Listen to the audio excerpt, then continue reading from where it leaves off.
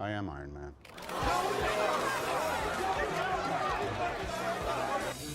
Iron Man is the most popular superhero in the MCU, thanks mostly to a career-defining performance from Robert Downey Jr. that kick-started the entire Marvel Cinematic Universe.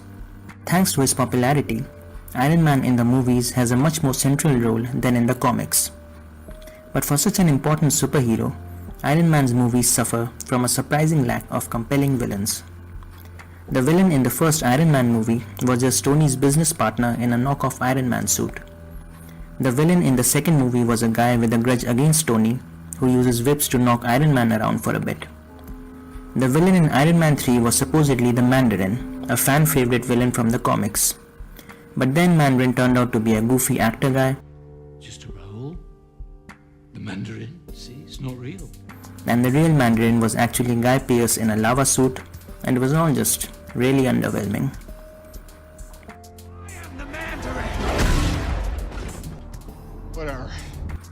Fortunately, Infinity War came around, and Tony Stark finally found in Thanos the perfect villain to complement his personal journey.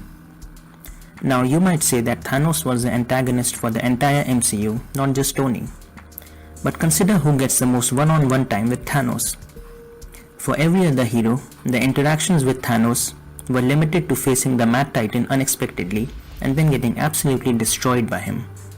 That's what happens to Thor, Hulk, the Guardians of the Galaxy, and every other hero Thanos encounters.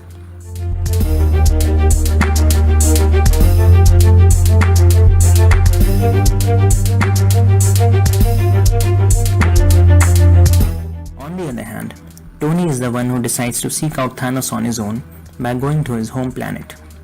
Tony is the one who leads the final charge against Thanos, and Tony is the one who manages to put up the longest fight against Thanos, even earning his respect in the process.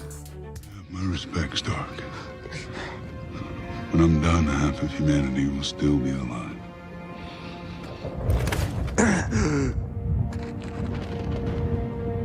I hope they remember you.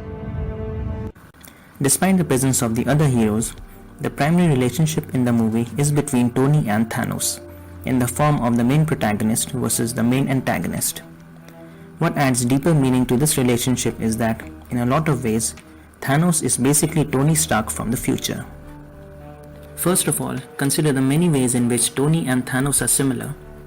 They both have a savior complex, and they are both willing to use violent means to save the world. For Tony, the violent means are building the most destructive weapon the world has ever known, and later building the robot Ultron to bring about world peace. For Thanos, the violent means are bringing together the 6 Infinity Stones and killing off half the population of the universe. Both Tony and Thanos face fierce opposition for their ideas. Tony had to go against the wishes of most of his fellow Avengers while creating Ultron. Thanos was opposed by virtually every being he met on his quest. And yet, both Tony and Thanos ignored the advice and threats of everyone around them and continued with their missions. Here we see another quality shared by Tony and Thanos. Both are utterly convinced that they and they alone possess the wisdom to find a lasting solution to the world's problems. It doesn't matter if all their friends turn against them. It doesn't matter if they have to dabble in dangerous, unpredictable technology that could end up killing them. Thanos was determined, as was Tony, that the final peace that his methods would achieve was worth the heavy price he had to pay. It needs correction. You don't know that! I'm the only one who knows that. At least I'm the only one with the will to act on it. This could have been avoided if you hadn't played with something you don't understand. I'm sorry. It is funny. It's a hoot that you don't get why we need this. Tony, maybe this might not be the time. Really? With each new movie, we see Tony Stark become more obsessed with finding a way to achieve true, long-lasting peace. He starts by deciding to stop selling weapons to the government. Then he creates the Iron Man armor. Then he joins the Avengers. Then he creates Ultron. He even turns against his own friends during the events of Civil War, all for the sake of achieving peace. Slowly, we see Tony's plans and ambitions grow bigger and more dangerous. And with every fresh failure, Tony only seems to grow more determined to come up with a still bigger and more violent plan that guarantees world peace. We see the logical culmination of this line of thinking in the shape of Thanos, someone who wishes to bring peace to the entire universe, even if doing so requires the elimination of half of all living beings. Tony, who never came fully to grips with the nature of his own savior complex that led him down such destructive paths in the past, recognized the danger posed by Thanos' vision for world peace. Here was a villain who claimed to be working towards a solution, but who intended to use incredibly violent means to get there. Thanos, on his part, seems to recognize a kinship with Tony that he does not feel for any of the other heroes, which is why he marks Tony's defeat with a gesture of respect and consideration that he does not extend to any of the other heroes. This unspoken bond between the two is what makes the rivalry between Tony and Thanos so personal. Stark, You know me? I do. You're not the only one cursed with knowledge. My only curse is you. In many ways, Thanos is what Tony might one day become if he follows through all the way to the end with his obsession with bringing about world peace no matter what the cost. We've talked so far about what makes Tony and Thanos so similar to each other.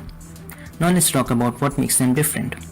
And that mainly comes down to one thing: the capacity for love. Both Tony and Thanos have that one person whom they love more than any other, more than life itself. For Thanos, that person is his adopted daughter Gamora, while for Tony, that person is his fiancée Pepper. Both Tony and Thanos would go to any lengths to protect their loved ones, but here a crucial difference emerges between the two. Thanos' love for Gamora, as great as it is still not as great as his sense of duty. He is willing to kill Gamora by his own hand to further his goal to collect all the Infinity Stones. Tony's love for Pepper, on the other hand, exceeds his sense of duty. This is made clear after he takes retirement from being Iron Man to spend the rest of his life with Pepper. It is this characteristic that delineates the most crucial difference between Tony and Thanos. Tony, so far in his life, has some self-imposed restrictions that he would never breach, some lines that he would never cross, not even for the sake of realizing his dearest ambitions. But Thanos has moved beyond every personal and moral restriction in the pursuit of his duty.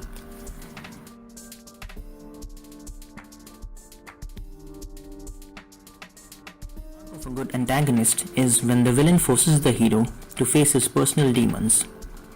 The Joker forces Batman to realize that he represents a chaotic force that cannot be dealt with using simple brute force and intimidation. Hela forces Thor to confront his family's blood-stained history and his overdependence on his hammer. Hydra forces Captain America to question his loyalty to his own government and the people who send him on his missions. In Infinity War, we see what kind of ruthlessness embodied by Thanos can achieve. Despite every hero in the MCU working together to stop him, Thanos manages to achieve his goal. Every physical, mental, and psychological weapon that could be used against Thanos was employed by the heroes, but he still managed to connect the stones and snap half of everything out of existence.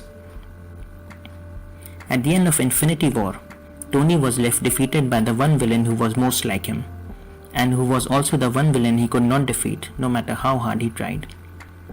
In dealing with a being like Thanos, Tony was dealing with the worst parts of his own personality and suffered utter defeat at their hands. What is left now is a Tony who has been left stranded, both literally and figuratively. His friends have been torn away from him. He has been left without aid on an unknown planet with no means of returning home. That is where the events of Avengers Endgame will pick up Tony's story and hopefully bring his story arc to a satisfactory conclusion as he comes to recognize the flaws in his own nature and learns to overcome them to become a better man and a better hero.